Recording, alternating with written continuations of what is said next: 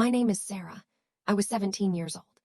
When this happened, it was summer when my parents sent me to my grandmother's home in another city. I was happy because I loved playing with my cousins and enjoying family dinners. But that night, something happened that I will always remember. My grandmother's house was large. It was full of people because we came together for a family wedding. The rooms were bright and the garden was full of flowers.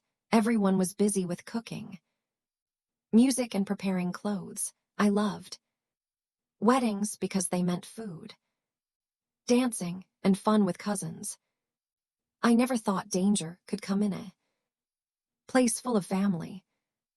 Before I tell you the details, please support me by liking, sharing, and subscribing.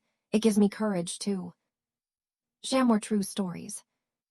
Do not forget to comment as well. Now back to the story where I left.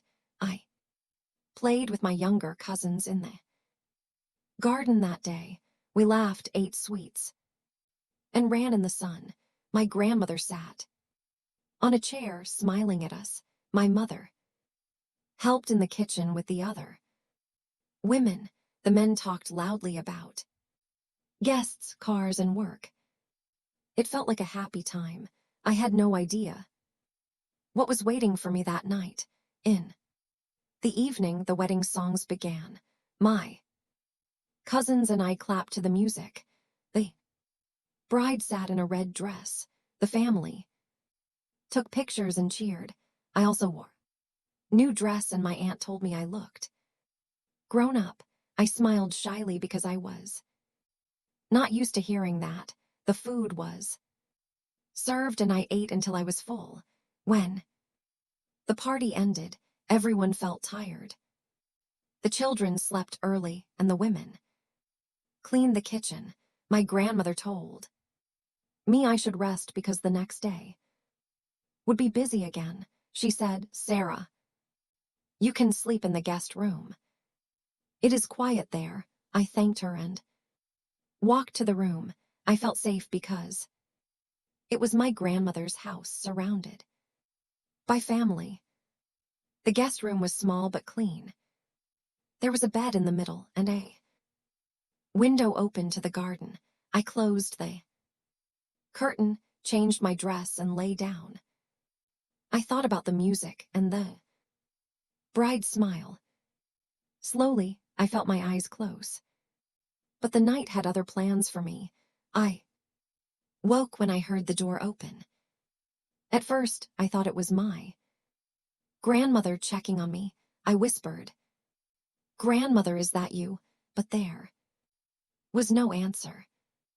The room was dim, and I saw a shadow near the door. My heart started to beat fast. It was not my grandmother. It was one of the boys from the wedding. He was a relative, but not very close. He often visited with his parents. He stepped inside and closed the door. Slowly, I sat up and held my blanket.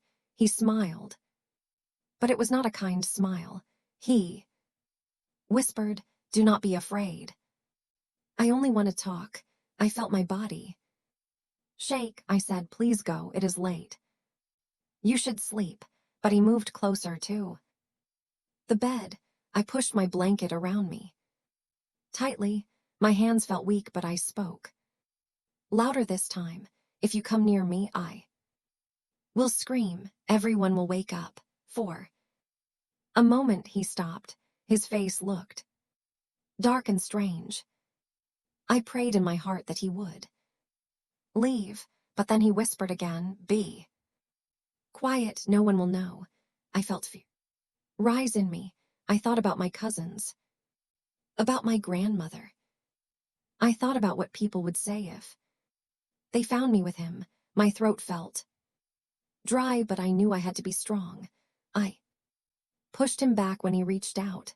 I shouted, "Go now or I will scream." This time he froze. Maybe he saw I was not weak. He stepped Back toward the door, I kept my eyes on him, ready to scream if he tried again. At last, he opened the door and left. Quickly, the room was quiet again, but I could not sleep. I sat on the bed, shaking and crying softly. The night felt endless. Every sound made me afraid. I heard dogs outside, the wind in the trees, and footsteps in the hall. I thought he might come back, so I kept the blanket over me and stared at the door. I waited for the morning, when the first light of the sun touched the curtain. I felt a little safe again. At breakfast, I saw him. He sat with others, smiling and talking as if nothing had happened. He joked with my cousins and laughed with my uncles. I hated his fake smile. I stayed quiet. But my heart was heavy. I wanted to tell someone, but fear closed my mouth. I asked myself, will they believe me, or will they say I made a mistake? The wedding went on and the house was full of noise again, but inside me there was no joy. I avoided him as much as I could. Still, he passed near me. Sometimes his eyes followed me, and I felt my skin burn with fear. Every step I took, I thought he was behind me. At night, I locked the guest room door. I prayed he would not try again. I did not sleep well. I woke many times, checking the door and window. I kept thinking about what happened. My mind asked the same questions again and again. Why me? Why here? Did I do something wrong? But deep down I knew the truth. I had done nothing wrong. It was all him. When I looked at my younger cousins, I felt even more worried. They were so small and innocent. I asked myself, what if he tries to hurt them one day? That thought broke me. I could not let this stay hidden. I could not stay silent. That was the moment I knew I must speak. But how would I tell my parents? How would I tell my grandmother? My voice was locked by fear. Still, I felt I could not carry it alone. I had to try. The next morning, I could not smile. My cousins laughed and played, but I sat quietly. My grandmother asked me, "Sarah, are you sick?" I said no. I could not tell her the truth. My mother looked at me with worry. She asked, "Are you tired? Do you want to rest?" I only nodded. I did not know how to speak. During lunch, he was there again. He laughed with everyone and helped serve food. I looked at him and felt sick. Inside, he acted normal, but I knew his secret. I hated how easy it was for him to hide. He looked like family, but I now saw him as someone dangerous. I wanted to shout in front of everyone. I wanted to say, he is not what you think, but my voice stayed silent. That afternoon, I went to the garden. I sat under a tree watching children play. A little cousin sat near me with her doll. She was only 9 years old. She showed me her toy and smiled. I tried to smile back, but my heart was heavy. I thought, what if he ever tries to hurt her? That thought made me shake. I knew I could not stay quiet anymore. That night, I wrote in my notebook. I wrote about the guest room. I wrote about how he entered. I wrote about my fear and my tears. My hands shook as I wrote each word. When I finished, I hid the notebook under my pillow. I was scared, but I also felt a little stronger. The next morning, my mother found the notebook while she was fixing my bed. She opened it and saw my words. She called me into the room. Her eyes were full of questions. "Sarah, did you write this?" she asked. Softly, I felt my face turn red. Tears filled my eyes. I whispered, "Yes, Mama." It happened. My mother hugged me tightly. "My child, why did you not tell me?" she asked. I cried and said, "I was afraid. I thought no one would believe me." She held me close and whispered, "I will always believe you. You are my daughter. You are not alone." Later that evening, my mother spoke too. My father, I stayed in the room while she told him. My father's face turned red with anger, his hands clenched into fists. He shouted, "How dare he? He is family, but he is a monster." My mother tried to calm him, but I saw the fire in his eyes. He looked at me and said, "Sarah, you did nothing wrong. Do not blame yourself." His words made me cry again, but this time I felt a little safe. The next day, my father called my grandmother into a private room. I sat outside listening to voices rise and fall. My grandmother cried loudly when she heard the truth. "How can this be under my roof?" she said. I felt her pain through the wall. My father told her this cannot stay quiet. He must be punished. My grandmother agreed, but she also looked broken. That evening, my father went to find him. The house was busy with wedding guests, but my father's voice was louder than all others. He shouted his name and called him to the courtyard. Everyone stopped talking. The music went silent. My father stood tall, his face hard like stone. He pointed and said, "You are a disgrace. You tried to hurt my daughter." The boy's face turned pale.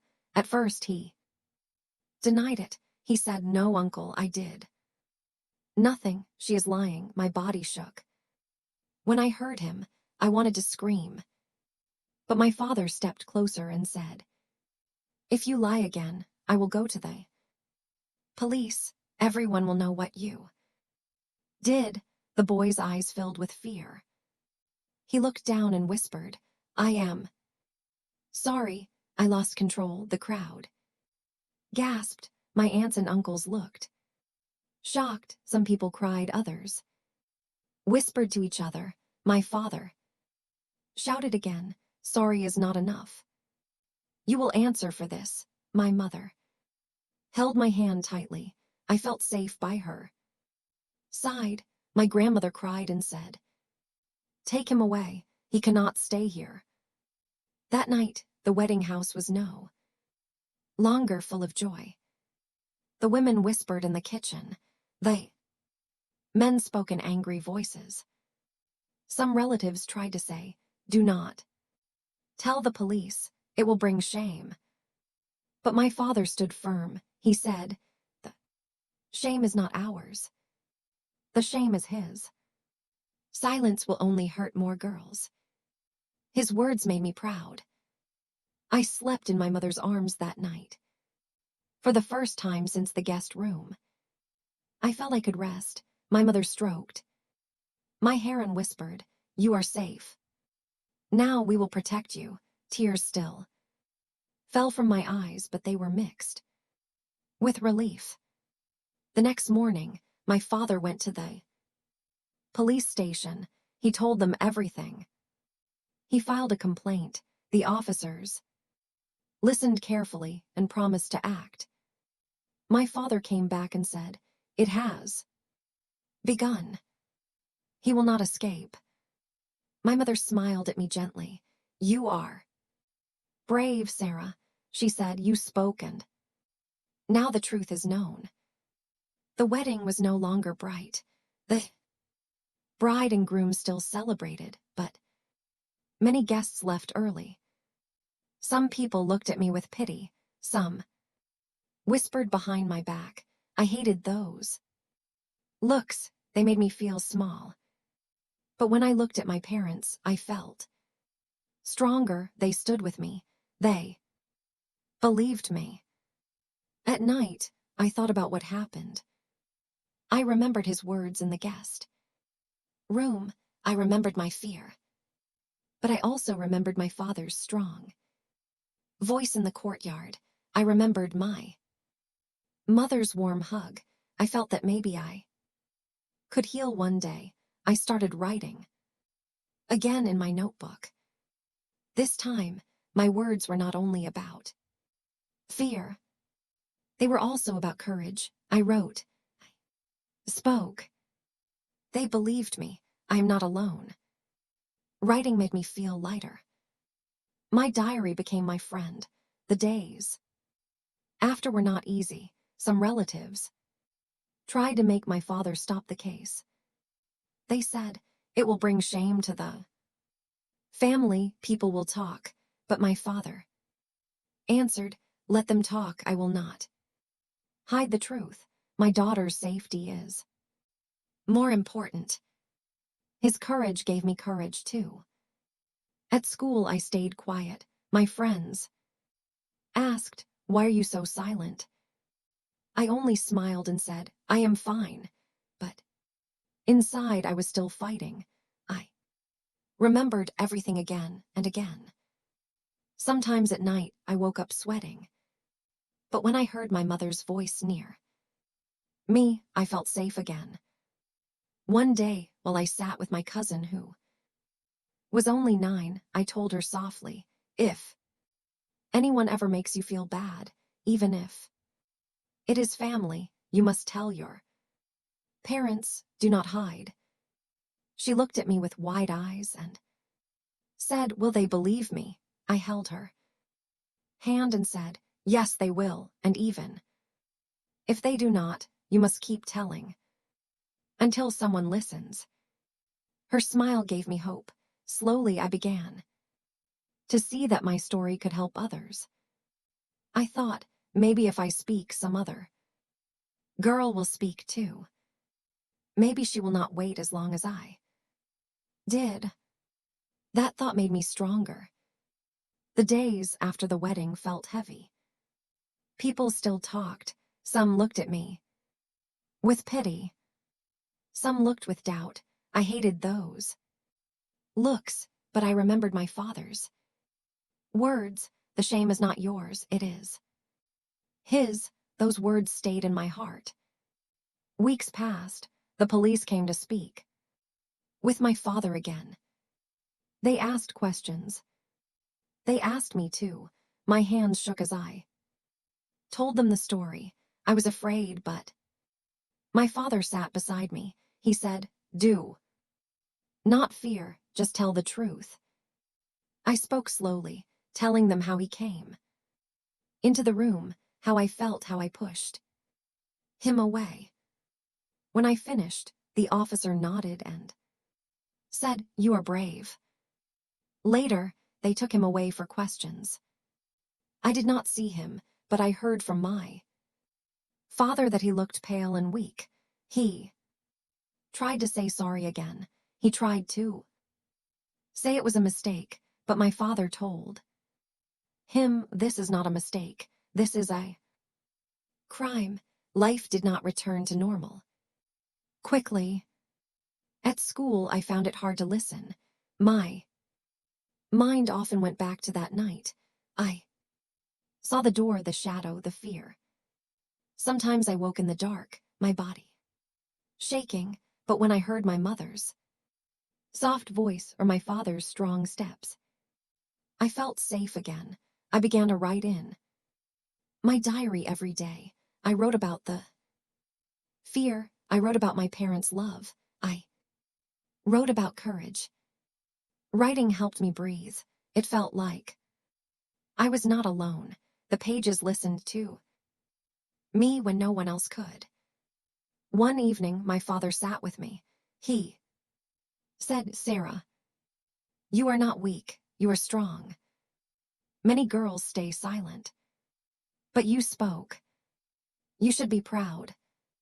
I looked at him and asked, but people still whisper. They look at me as if I did something wrong. My father took my hand and said, let them whisper. Their words do not matter. You know the truth. You are innocent. My mother also reminded me each day. She said, do not hide your face. You did nothing wrong. Walk with your head high. Her words warmed me. Slowly I started to believe them. Months passed. The case moved slowly, as cases often do. Some relatives said, stop now, do not fight. It will break the family. But my father answered, the family is not broken by truth, it is broken by silence.